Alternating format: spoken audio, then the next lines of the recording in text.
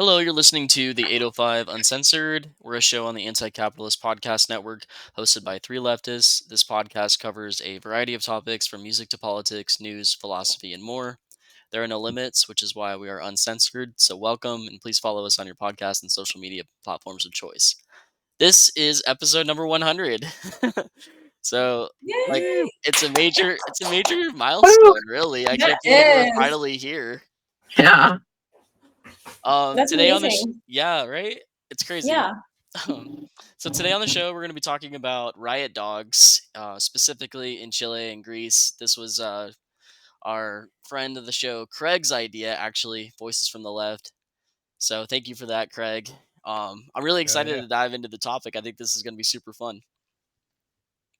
definitely. So first off, let's kind of define what a riot dog is. So a riot dog is a stray dog that accompanies street protesters. The term originated during the 2008 Greek riots when a number of stray dogs remained among the protesters even when violent rioting broke out. A few of Greece's riot dogs acquired a large following of fans around the world, such as Loukanikos, and in Chile, a riot dog named Negro Matapacos became well known. So we'll start by just kind of showing a video Loukanikos in Greece during this is going to be I think in 2011.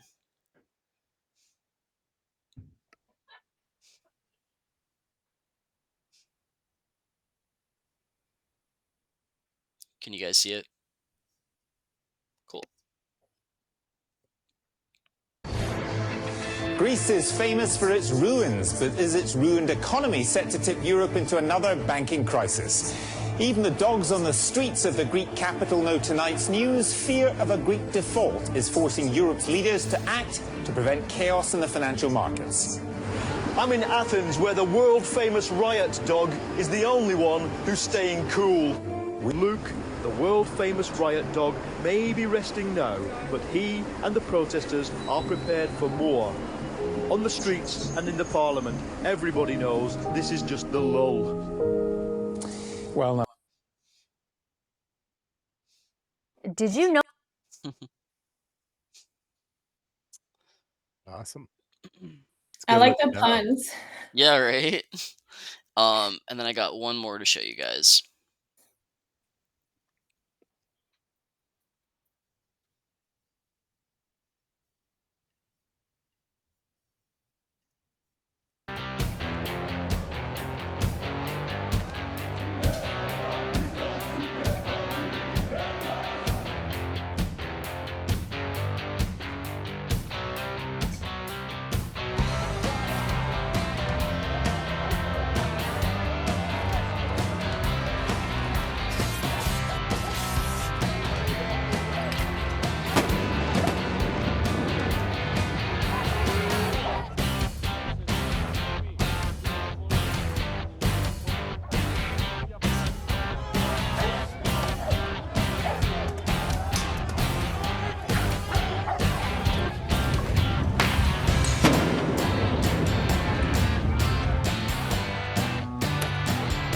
I love it, barking at riot police.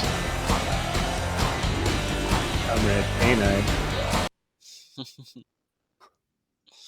Hell yeah. Yeah, so you guys have anything to say about that?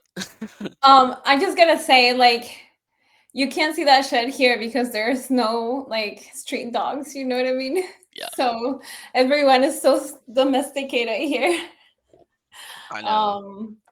But yeah, it doesn't like I didn't know this originated in Greece. I thought it originated in Chile because but yeah, it's cool to see it in other places too because I don't know, like they have a sixth sense of who is the righteous one in the fight. You know what I mean? Like, Yeah. why do they all like from imagine like the distance from Chile to Greece and the dogs are having like the same behavior? That's telling something, you know? Oh Yeah, definitely. yeah. I remember when we first got our first. We have 2 dogs now, but when we got the older, we did training with like a trainer for a while, and I really remember her saying, I would be like, oh my God, the dog is barking at like this one like UPS driver. Like she doesn't bark at any of the UPS drivers but the one. And the trainer, I will never forget, told me, well, the dogs know. So you let her bark. Because Yeah. dogs know, like they know. Yeah.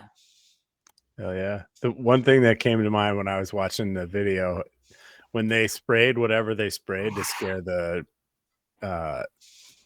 dog and the people away, like in the United States, that would have been somebody shooting the dog. Yeah. Oh, for sure. Right? Like there'd be no like, oh, we'll just spray it with some whatever pepper water or whatever that was. Don't cops kill like 50 dogs a day in the US? Some crazy fucking amount. It's And a huge a amount. big number, yeah. I have yeah. it bookmarked somewhere in one of my 40 browsers. I could probably find it, but And it's a lot.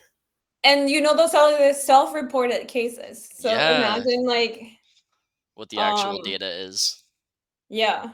No, but Yeah. I always figure with the self-reported stuff, especially when it's the police, like it's always higher. oh, way higher. It's all way higher, probably. Yeah. Yep.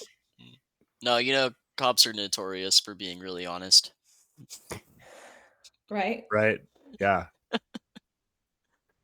So, more about Loukanikos, initially named Theodor, was a Greek riot dog that participated in almost every anti-austerity protest in Greece. He was commonly known for joining protests, barking at the cops, helping in street battles with Greek police, as well as participating in anarchist rallies and picket lines, at least since December of 2008. The dog had a reputation of being fearless, usually being in front of the protests and having tear gas thrown at him multiple times. Luke was active throughout all Greek protests and often leading the protesters towards the police. He was initially a stray. He moved from building to building, but was said to have preferred to being on the streets. He was groomed and cared for by multiple left-wing organizations. So this was one thing that Time magazine, I guess, got right. He was nominated for Person of the Year in 2011 by Time magazine.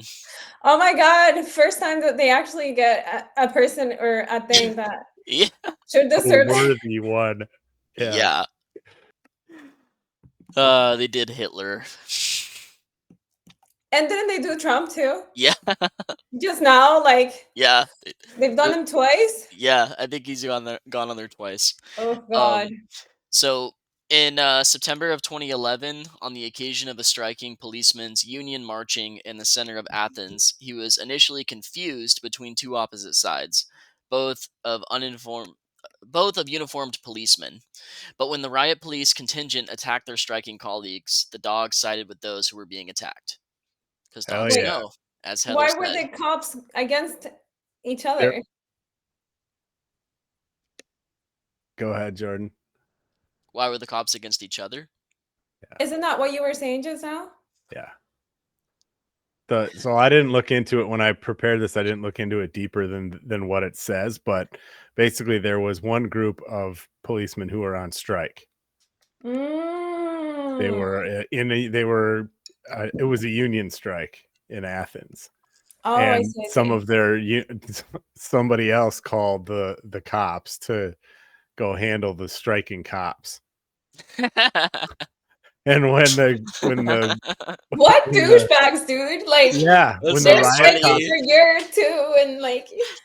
Oh my God, that reminds me of like when have you guys seen the movie Superbad?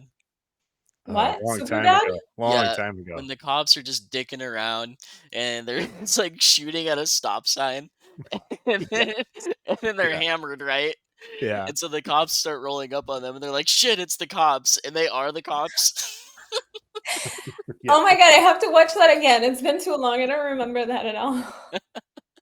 That's funny. To backtrack for a second, can you imagine like being such a piece of shit that you tear gas a dog? Fuck yeah. Yep. That's crazy. What the What hell? the fuck, man? Yep. Fuck is right. So, some more information on the Greek riots. 2008, December 6th. when Alexandros Garopoulos, a 15-year-old Greek student, was killed by a special officer in Exarchia, district of central Athens. The killing of the young student by police resulted in large protests and demonstrations, which escalated to widespread rioting, with numerous rioters damaging property and engaging riot police with Molotov cocktails, stones, and other objects. Demonstrations and rioting soon spread to several other cities, including I cannot even fucking say this. Thessaloniki. I'm sure I'm butchering that. The country's second largest city and international cities in solidarity. Newspaper Kathimerini called the rioting the worst Greece has seen since the restoration of democracy in 1974. While the unrest was triggered by the shooting incident, commentators described the reactions as expressing deeper causes as well, especially a widespread feeling of frustration in the younger generation about specific economic problems of the country, partly as a result of the Great Recession, a rising unemployment rate among the young generation, and a perception of general inefficiency and corruption in Greek state institutions. All that sounds very familiar. Right?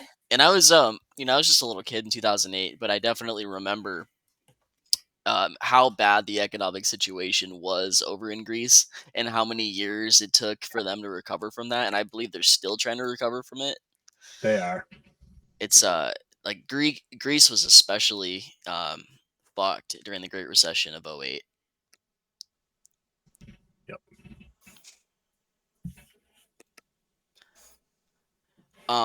So regarding the anti-austerity movement, the anti-austerity movement in Greece involved a series of demonstrations and general strikes that took place across the country. The events, which began on May 5th, 2010, were provoked by plans to cut public spending and raise taxes as austerity measures in exchange for $110 billion billion bailout aimed at solving the Greek government debt crisis. 3 people were killed on the 5th of May in one of the largest demonstrations in Greece since '73. On the 1st of May, Prime Minister George Papandreou announced a 4th round of austerity measures by the Greek government described as unprecedented. These include more public sector pay cuts, pension reductions, new taxes on company profits, an increase on luxury and sin taxes, and an increase of the value-added tax. The proposed changes, which aim to save 30 billion euros through 2012, represent the biggest government overhaul within a single generation. The cuts are in line with the European Commission International Monetary Fund loan proposals, which demand that Greece liberalize its economy. They helped Greece reach a loan agreement announced on the 2nd of May for an immediate 45 billion euros in loans with a 5% interest for the most part provided by the Commission, with additional funds available in the future.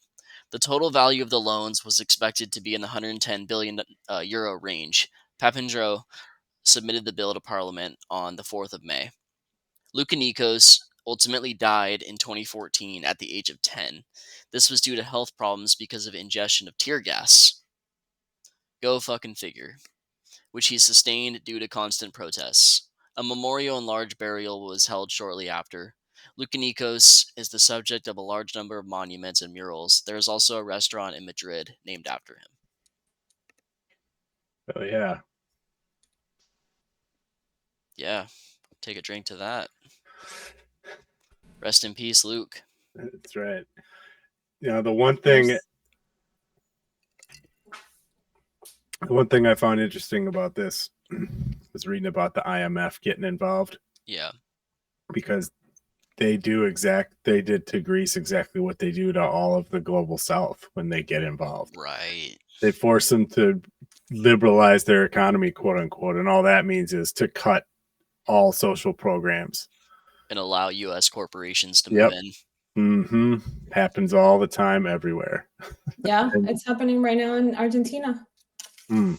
Oh, I heard Milei is proposing a 12-hour workday. Yeah, I heard that too. Yes. They'll be rioting if he does that. I mean, I know they already have been, but there'll be more of it if he does that. And not just that, but also be paid in like coupons, right? Bitcoin. Yeah, and no, not even, and like stamps, so you can go like supermarket stamps, so you can go and like collect. Yeah, kind of like food stamps. Mm-hmm. The thing I read said it was for like restaurants and stuff. That's fucked up. That's So, even worse. I didn't hear the specifics, but my guess at what's happening is he'll take all of those restaurant businesses and just they'll all end up making out at the end. Mm-hmm. Yeah. Because they'll still get their money, right, for the coupons. And then he'll give the coupons only to the people that work. Bro, like, so it's so bad. It's so dystopian. It's so bad that how can 2025 this shit be happening? Like, It's terrible. It's absolutely crazy. in the age of information. Seriously. Mm-hmm. So I want to talk about Chile now. Woo! Represent. Yeah. So you were right behind Greece. Chile is the other country that's mainly known for the riot dogs. Mm-hmm. And it doesn't just, for me, and you guys will probably agree too, it doesn't just apply specifically to protests, because I think there's a lot of revolutionary acts that dogs can participate in. And you'll see more of that because in recent history, I think in 2024, Chile had a series of really bad wildfires. And so the dogs would spread seeds in their backpacks throughout the forest and they would help regrow trees. And I'll show some videos on that. But that's just one example Awesome. of ways that dogs can be revolutionary. Yeah. Oh yeah. It's beautiful. All right, so the first video I want to show on Chile is stray dogs on the front line of protests.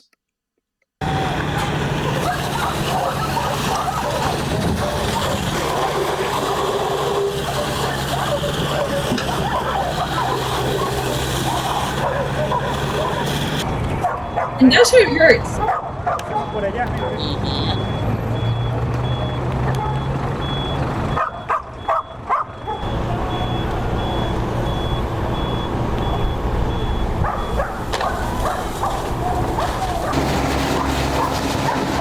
Man, they're like right in there. Yeah, that's intense. That's a lot of Lo que water pasa es que pressure. los perros se suman a cualquier grupo humano porque andan buscando cariño, andan buscando amor y la gente justamente en las marchas se preocupa mucho de ello. Incluso hay gente que anda con comida para darle a los perros. Yo creo que por eso también se suman. Cami, what did she say? She said a lot, but basically the gist of what she said it was that she thinks that the dogs are on the side of the people during protests because they're looking for love and care, and the protesters give them that. So that's what she thinks. Oh, hell yeah. It was just an opinion. Makes sense though. Yeah, I get that.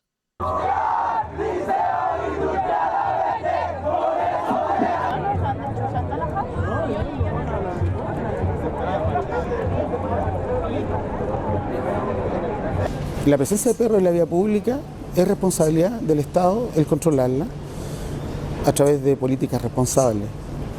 Pero básicamente políticas responsables no desde el punto de vista de cómo reprimimos, exterminamos o encarcelamos a los perros, sino cómo controlamos la gente que reproduce los perros, los dueños de los perros, que en definitiva son ellos los que los dejan en la calle.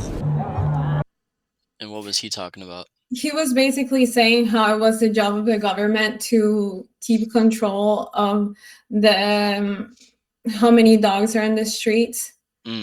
But he's like not by measures of like detaining the dogs or like killing the dogs, but by measures of how like the people that are breeding the dogs and letting them out, you know, should be held accountable. So is there still like a huge problem with stray dogs in Chile? There's a lot of stray dogs, and you know, I know that a lot of countries like they neuter or like they take to shelters and then they kill them.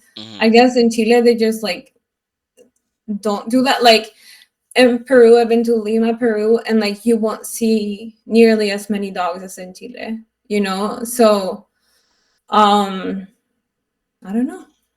Yeah, Why I do guess they just you think that is? Just because the government doesn't handle it I think it's responsibly? maybe because people kind of take care of them in a way.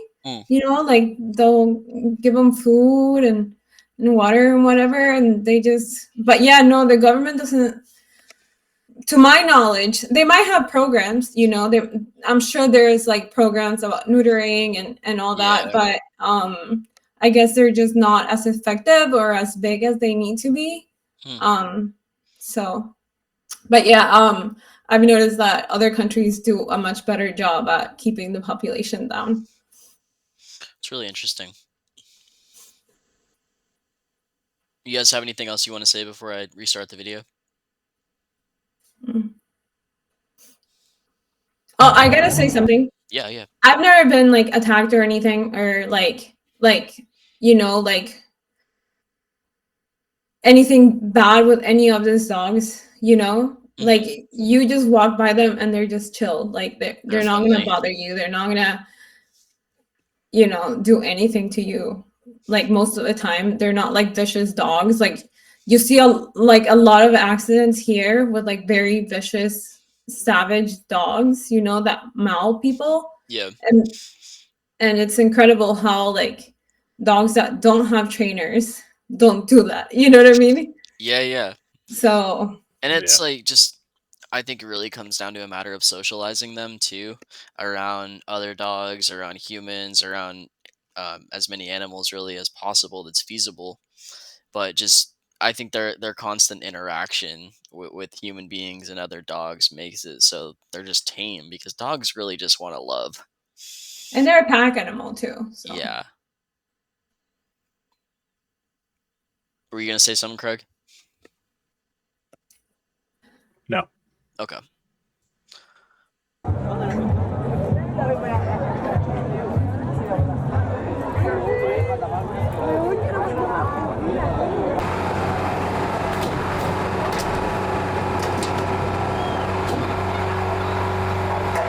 Podemos decir que ellos en las protestas ellos siguen y ellos imitan las acciones de esta manada. Son bastante más arriesgados, les gusta pelear con los chorros de agua.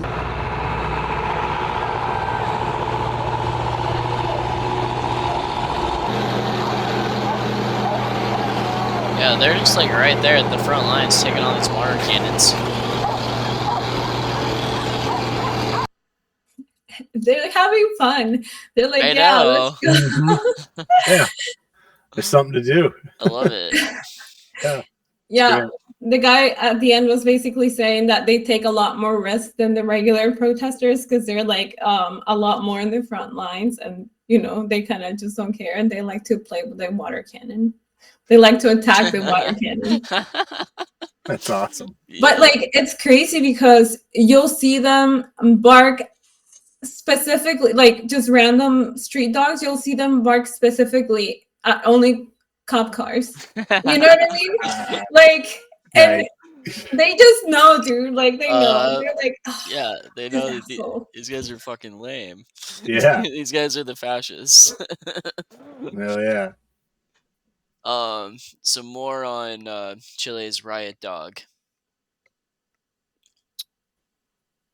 Which, why don't you remind our listeners, Cami, of Chile's Riot Dog? There is a couple. So, well, I think there is 3 that are the most famous one. There is one that's called, I think, La Vaquita. And it's like called like that because it kind of has like it's black or white and black like a cow. So vaca is cow. And then there is El Negro Matapaco, which is like the black dog that kills LEOs. That's what literally the name translates to. Like Pacos means cops and Chilean. And then there's El Rubio, which is like a blonde version of this guy. Okay. Yeah, so those are the 3 that I know of, but there might be more. But this one is definitely the most famous one, the one that's being shown on the screen right now. And there's like, you know, tributes for him because he passed, but yeah, there is like sculptures that were made for him, and like, yeah, he's like a pretty big like folk hero. Yeah, and I think you guys would probably agree one of the most dope pages that's on Instagram is Radical Graffiti. And I want to say that I've seen a few posts of the Riot Dogs spray painted on walls in different cities around the world. Yeah, Mm-hmm. for sure. There is. It's like a, like an international sensation. And I'm pretty sure that Boric, even though he sucks on a lot of issues, like he was like, "Oh, we love this dog," kind of like, Yeah, I love the pause of this, by the way. It's fucking hilarious. He looks like he's so high. Yeah. Okay. Listen to this. Doggo is called Chile's black cop killer, or Negro Matapacos. For most of his life, he was a stray living in some of the big university Irish guy. campuses in Santiago, the capital of Chile. But when protests broke out in 2010 and again in 2011, he knew what side he was on, and he followed the student protesters out onto the street, ferociously defending them from police violence, and becoming beloved by the radical student movement. Sadly, he died in 2017, but his spirit lives on in murals, in artworks, on t-shirts and in posters as a kind of mascot for the revolution. He also proved what we've all long suspected, that dogs have more revolutionary potential than cats. Oh no, I don't agree with that. Yeah, I don't know about that last part, but I'm a cat girl myself. I'm a cat mom. cats So. are anarchists naturally. Yeah, cats just do what they want. Like they would never Exactly. snitch. Anarchists. So this is about the Chilean forest fires. Dogs trained to help replant the trees in the devastated areas. So sad. They're man's best friend. But in Chile, they're also part of a unique campaign to help reforest extensive areas devastated by forest fires earlier this year. Nosotros podemos hacerlo. We could do it ourselves, but we can't do as much. We can walk 3 kilometers per day, but not much more. The dogs, however, can travel 30 to 40 kilometers in one outing. Fires destroyed more than 1 million acres of ancient forests in the El Maule region of central Chile and killed 11 people. But since March, trained border collies have been scampering through the charred remains with special backpacks that spread seeds as they run to sow seedlings, grass, and flowers. One of the main things that people have told us after the fires is that the fodder had been burnt and that more was going to be needed this winter. So we started to ask ourselves how we could help the wild animals, the forest faunas mainly, and we had the idea of planting different types of seeds so that in spring they would have a bit of food. A major goal is for animals that fled the fires to come back. It will take a few years for reforestation and for the ecosystem to return to what it was. The native species could return sooner with these little growths, and when the vegetation is a bit bigger, the birds will come back to make their nests, little by little, but that will take time. The collies have been at work for 3 months now in 15 forests. In some, grass is already growing back, and seedlings, vines, and mushrooms have pushed through the blackened earth. Environmentalists hope that this will be enough for some animals like foxes, hares, and lizards to start to return. Christine Pirovolakis, TRT World.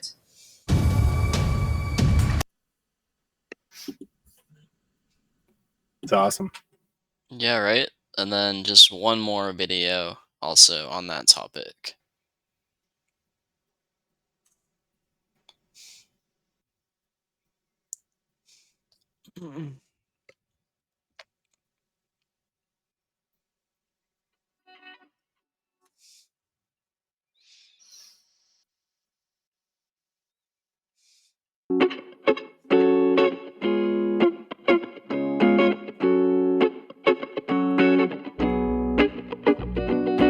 You can see that there's nothing left.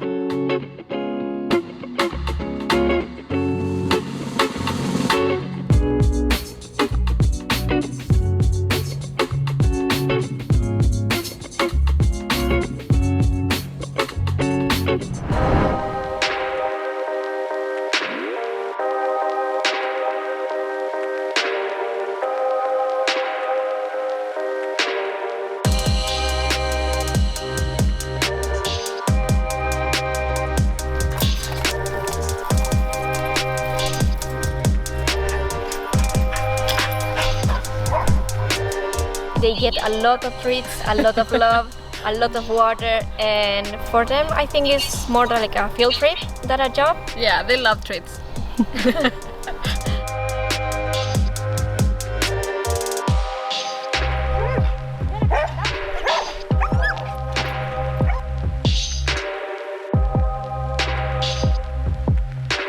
They just love to work. They constantly They are our want family, a job. so we love everything about them. We are very crazy dog parents. I love everything about them. Yeah, they're so sweet and lovely with us, and they always have these special ways to make us smile. So that's really precious for us.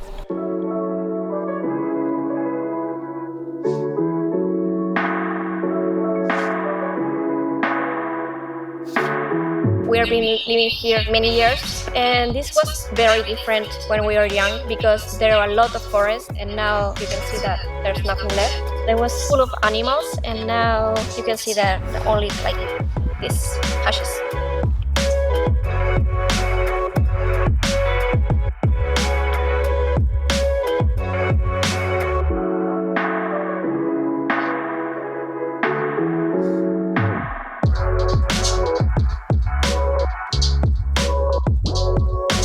The future of this project is continue and try to cover more terrain.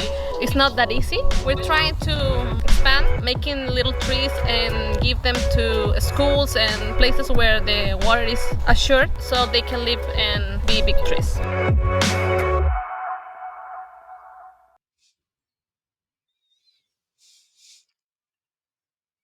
Amazing. I'm gonna click on what Cami sent. Oh my god, I love that mural. That's beautiful. Here, I'll share my screen so that you guys can see it.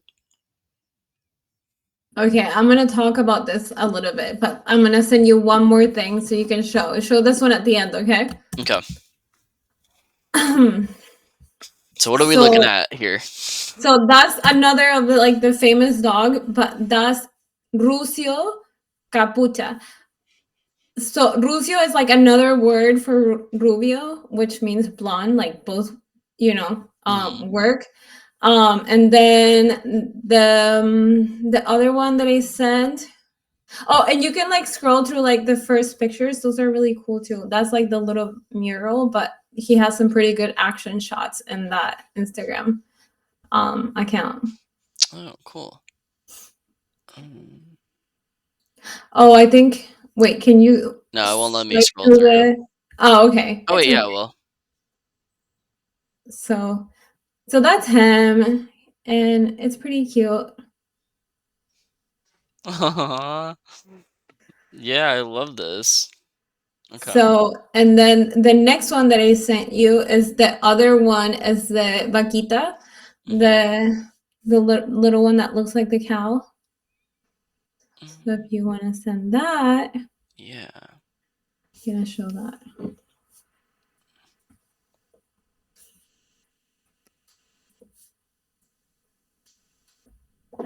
So yeah, that's him. And then the third one that I sent is like the cop version of El Negro Matapacos. Like they were like oh selfies, my gosh. because they didn't have a dog, so they made up like a version of their own.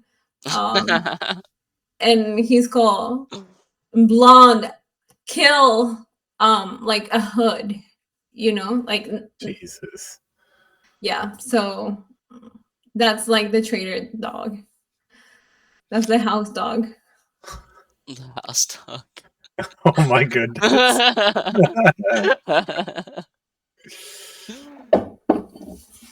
Hell, yeah. Yeah, anyway, just a little tidbit. That's awesome. I appreciate that. Thanks for digging those up. Negro Matapacos, translated as Black Cop Killer, was a riot dog that participated in the 2011 to 2013 Chilean student protests in Santiago, Chile. He later became a symbol in the 2019 to 2020 Chilean protests as a sort of resistance to police brutality and to represent the fight for dignity. He has had graffiti and statues made in his honor throughout the country and even outside of Chile, such as in the Decolonize This Place subway protests in New York City in 2019. He was notable for his black fur and the red handkerchief that was tied around his neck, although he also had a blue and white handkerchief that his caregiver had put on him. During the 2011 student protests, Negro Matapacos became known for participating in the street marches and attacking members of Carabineros de Chile, which garnered the sympathies of the Chilean protesters. The Carabineros de Chile, in English, the Carabineros of Chile are the Chilean national law the Chilean national law enforcement. What is this word, Cami? Gendarme. Gendarme? What is it? That's just Gendarme? that's a different language for police. Like in Oh, I French, they see. say gendarmes. Oh, it's the French word for police? I think so, yeah. I think it's weird because I don't know, it might be like a Latin word, like both carabinero and the That would gendarme. make sense. Yeah, because I think like Italians use the same words. This like very similar word. Yeah, So yeah. I think it just has Latin roots, but gendarme, it would be like an officer. Okay. Okay, so from 2011 to 2013, the Chilean student protests went on. They were known as the Chilean Winter, in particular reference to the massive protests of August 2011, or the Chilean education conflict, as labeled in Chilean media. These were a series of student-led protests across Chile, demanding a new framework for education in the country, including more direct state participation in secondary education and an end to the existence of profit in higher education. Currently in Chile, only 45% of high school students study in traditional public schools, and most universities are also private. No new public universities have been built since the end of the Chilean transition to democracy in 1990, even though the number of university students has increased. Beyond the specific demands regarding education, there's a feeling that the protests reflect a deep discontent among some parts of society with Chile's high level of inequality. Protests have included massive nonviolent marches, but also a considerable amount of violence on the part of a side of protesters, as well as riot police. The first clear government response to the protest was a proposal for a new education fund and a cabinet shuffle which replaced Minister of Education Jacqueline Lavin, as was seen as not fundamentally addressing student movement concerns. Other government proposals were also rejected. And Negro Matapacos died on August 26, 2017, attended by veterinary personnel. I imagine, Craig, that this was a pretty big funeral, right? There's probably a lot of people there, and I'm sure you can probably speak on this as well, Cami, if you know. I don't know if they held a funeral or. Okay. I don't know. I don't know anything about like his passing. I just know that like he was under the care of a family when he passed. Like someone adopted him, so he wasn't like a street dog anymore. But I don't. Maybe because it's a special case, but usually like Chilean people won't do like a funeral for pets most of the time. So the dog actually died about 4 years after the student protests. So what were the protests exactly about in 2019? That was like the whole uprising where just like things just started to really deteriorate, and standard of living, wages, like rent going up, just and I think what because there's always like a moment that sparks like revolutions or what really stood out to me that I remember distinctly from the protests in 2019 in Chile was when that cop threw the protester over the bridge. Yeah. Yeah. It was caught on video, and I want to say that they got charged with basically attempted murder. I hope so. I know what you're talking about. I didn't follow up, but like I think the moment that sparked those uprisings specifically was because the metro, which a lot of people use in Santiago, it's like a really big method of transportation, like went up, and the students just started like jumping, evading the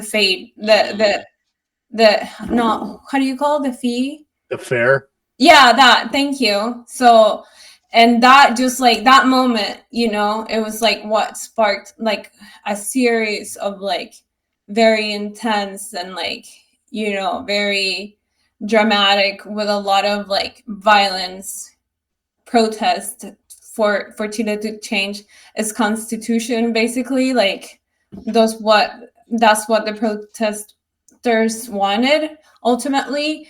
But when it came down to voting for that new constitution, it didn't pass. So all that pain, all the suffering, everything kind of, you know, didn't go anywhere. And I'm sure you guys heard, but like the cops were purposely aiming rubber bullets at people's eyes. So they blinded like hundreds of people. Jesus. And never like a foreign government or like, you know, like a international court of law like stepped in to be like, hey, like quit. Like that's violating human rights, because they were purposely doing that. They got hundreds of people, you know, with ocular damage, some even like both eyes. ACAB International. Yeah. Isn't it interesting, like, as we're talking about all these protests in all these other countries, and they're over things that here in the US, we just, like, take. Like, we just take it. Like, oh, the train fare goes up, we just take it. The cost of living goes up, we just take it. The rents go up, we just fucking take it. Like, we just take it. We just take it. Whereas in Chile or Greece, they fucking riot, they burn the shit down, and they have all these fucking dogs helping. Like, oh yeah. I mean, it's like, I don't know, is it apathy? Is it laziness? Is it that everybody's too busy here to riot? Or, I mean, what is it? It's a combination, and I also think that other countries have higher levels of class consciousness and solidarity. Way more. Yeah, I agree. Way more. Yeah. And there's so much propaganda in the United States. Just and it's not even like it's intentional, but it's not like it's subtle, right? Like it's way more subtle than people probably think.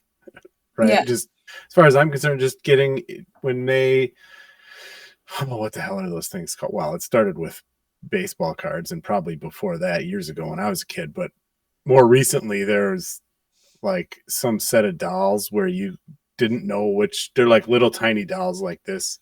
Yeah. And they'd come in like a sealed package so you wouldn't know what you were getting. And then same as baseball cards, they would just mark, you know, make less of one than another, or even not even make less of one than another, just say there's false scarcity to make people want to go back and buy it more. Right? Oh, mom, it comes with a thing that tells you it's what these little dolls were rare, and they were totally marketed towards little girls. And they were like, yeah, I want to go buy another one. Gotta go buy another one because I want to get this other one. Just like baseball cards, only 10 times more expensive. Because they're like $10 a piece. I wish I could remember the name of it now that I bring them up, but it's a total scam. Surprises. What's that? Something surprises. I think I know what you're talking about, and my daughter was into them. Yeah. They were, you know, you'd buy one and it'd be like, oh, you got, you know, whatever, flower loving doll, and they had a name and an outfit, and then they'd put a piece of you know, they'd put packaging in there with it that told you this is the one you got. Here's like all the other 50 that we make and their names and how rare they are, and like just totally driving up like the consumerism, right? Yeah. And they started that shit when the kids are 5 and 6 years old. Like it's no wonder people act the way they do when they get to be 25 and 45, right? Like if you don't understand it's happening, like you just, you know, it's the kids, which makes it even more insidious that they're doing it that way. But it's like it's subtle shit like that turns people into like, well, I need to it's just rare. It's just the luck of the draw for me that I got the one that I got. You see it like is the same mentality. Go ahead. The LOL doll surprise. Yes, Those fucking things. Oh, Yeah. I used to Like I work in said- retail, and I would stock those. And I remember I worked through Christmas a couple of years, and yeah, the parents would go absolutely fucking crazy for those because their Yeah. girls all wanted them so badly. Yep. Yeah. Yeah, and I also think it's the fact that so many people can afford these changes, you know, that they're not bothered. They're like, oh yeah, we'll just pay more. Like, why would we risk like so much for something that we can afford? Like, and it goes back to class consciousness, right? But also like the police state, you know, because Yeah.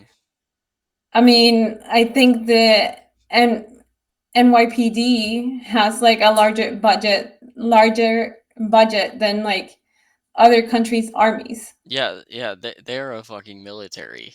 They are Right. And military. I mean, Yeah. I've seen militarized vehicles down, like police vehicles down the road. Like, you know what I mean? Like, Yeah. yeah. They're just making people used to it. Right. Yeah. Like, well, I'm not going to go protest. I'm going to get locked up. Yeah. That's why, Exactly. like, I think it was you that were part of that meme series with Useless Cops, Cammy, where there was a billboard that said, "Oh, hate the police, move to California, move to New York." I'm like, oh yeah, LAPD, Oh, yeah. famous for being super chill. Yeah. LAPD. Oh yeah, I remember that comment. They're I don't so remember the post, but I remember you commenting that. It's like people are fucking delusional. Yeah. Totally. You guys have anything else for the episode? Let me see. So the one thing I did, granted, this is a very surface level analysis, but between what happened in Greece and what happened in Chile with this, and it's happening elsewhere, this just happens to be the two with the riot dogs that we're all familiar with. But it talks about how whatever started the protest was just one more thing that people got pissed off about, right? And that it, in both cases, it mentions that there's deeper issues that people are mad about, right? And what it looks like to me from both of these stories is it's people's material conditions are getting worse. And like Cammie said, a lot of people here in the United States in particular can just absorb the increase in cost, right? And they won't notice, but a lot more people do notice, right? But they're held in check by, except for every once in a while, right? We'll get some protests, but nothing like they do in other countries, right? And it's part of it is that police state that you guys mentioned, where people see that shit and they just it freaks them out, right? It's part of chilling free speech. People will, it's not a flat out violation, although sometimes it is. A lot of times it is, but like just the fact that we just saw somebody recently get locked up immediately, right? Oh, it was the Amazon strike, the Teamster strike in New York. They just started locking them up. Oh, right. The cops just showed up and started locking people up. Like, dude, bro, I'm fucking standing here protesting. What do you mean you're locking me up? Like, just blatant First Amendment violations, right? And that's what it is. It's all about chilling free speech for the masses, right? Yeah. And it's fucking sad. It's part of it. And as you say, just like the propaganda that's everywhere. I mean, from the TV we consume, like to the little books that our kids read, about Paw Patrol or whatever, like whatever it is that you can think of. Like there's just so much, like since we are little kids, that they've been putting in our head, and like all the Hollywood, like Tom Cruise type of movies, they're all fucking propaganda, and brainwashing. And it's interesting to watch them sometimes just to see like the level of like propaganda that people are being put under. Like my kid is watching Brooklyn Nine-Nine, And that's supposed to be like a funny show with like, you know, light-hearted humor and stuff like that. But it's still propaganda at the end of the day, you know? Mm. Yeah, So I'm actually doing an episode in the near future with friend of the show, Chris, who is a historian, and we're going to dive into a chronological timeline of the military entertainment complex. That's super interesting. I actually have a quick quote that I want to read to you guys about this, specifically about the weaponization of cinema with propaganda. So it says, during World War II, the United States sought to use entertainment as a form of propaganda. In 1943, the Office of Strategic Services, which is the precursor to the CIA, circulated a memo stating that cinema is one of the most powerful propaganda weapons at the disposal of the U.S. and would recommend the voluntary cooperation of all motion agencies not under the control of the Joint Chiefs of Staff. So back then, they had an entire fucking department called the United States Office of War Information. Talk about propaganda. Utilized cinema for its own ends to rally the public behind the war effort. Director Elmer Davis stated the easiest way to inject propaganda idea into most people's minds is to let it go in through the medium of an entertainment picture when they do not realize that they're being propagandized. And that's exactly what you're talking about, Cami. Like the most effective form of propaganda is when you don't know that it's propaganda. Like, hey, I'm just watching a show. Like, these are just the heroes, right? These are just cops doing their job. This isn't propaganda. Yeah, and when you're paying for it, it's even better because you're paying for this shit. You know, like not only with your time, but with your actual money. Like we pay to be brainwashed. Like it's crazy. Yeah. And like, you know, as a mom, you're like, man, like, should I not let my kid watch this? But you know, like, what will that say about me too? Like, so it's like such a hard line to walk. And like, what I came to the conclusion was like, hey, I need to just let my kid know, like, hey, this is like legit, straight up, like propaganda that they're feeding you, and they're trying to, you know, I have to like break down things like to like a basic level for them, but I feel like I can't keep them from it because if I do, then they'll want it more, kind of sort of thing. Yeah. No, that makes sense. Just as, you know, as long as I guess kids are aware of what they're being exposed to, which just like, you know, plays The into minimum. the whole role of education and why that's so critical. Well, and it's part of the reason why you can have these terrible like influencers and other media personalities that are just completely unhinged lunatics that are, you know, teaching horrible misogynistic shit to teenage boys. Like, and then they grow up and be like some of the biggest pieces of shit, and they're like 22 years old. It's like, dude, what are you doing? Yeah. Not even like them as kids, like little kids are pieces of shit. Yeah. Like sure. Little kids, like it's horrible, and it's because of people like that. And since we're on the topic, Jordan, remember when we did the MAGA communist thing? Yeah, the episode. Well, I guess the president of ACP, American Communist Party, just endorsed Andrew Tate for his candidacy as running for the UK. Oh, is that what you shared from Jackson Hinkle?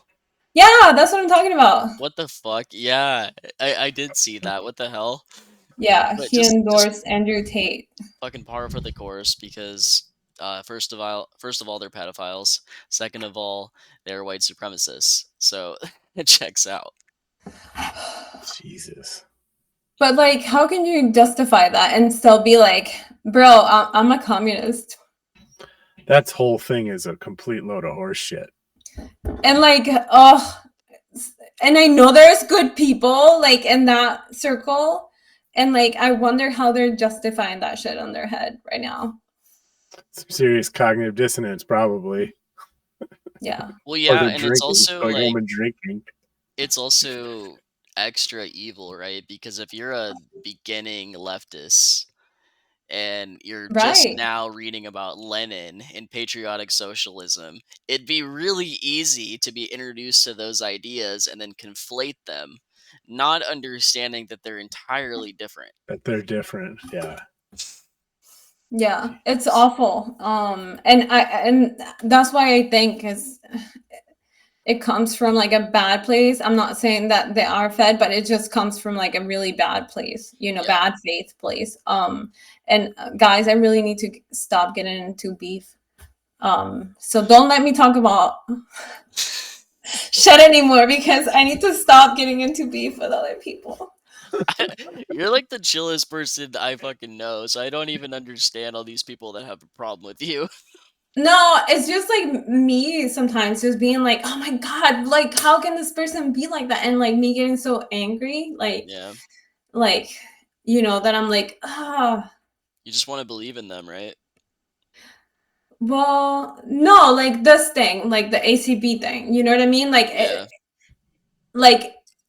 It angers me not to call it out. Like it angers me so much that I have to call out some shit kind of type of thing. But I need to stop doing that. No, Okay. I think people need to be called out for their bullshit. Yeah, but I don't want to be the one to do it. It shouldn't always be you. Yeah, no. Well, once again, for all our listeners out there, this has been 100 episodes. So thank you so much if you've been here from the beginning, especially. But if not, welcome to the 805 Uncensored family. We are a leftist anarchist podcast. We cover philosophy, music, politics, everything really in between because everything is political. Really appreciate each and every one of you. Stay safe out there. The revolution is you. If you want to find the 805 Uncensored, we're on Instagram and all the major social media outlets, TikTok. You can send us a message. You can reach out to us via our email, 805uncensored@gmail.com. And yeah, that's pretty much it. Everybody has the potential to make change in the world. You guys have anything you want to say to listeners before we go? Just want to say thanks for listening. Thank you. Thanks for being here. All right. Take care, everyone. Bye. Bye. Bye.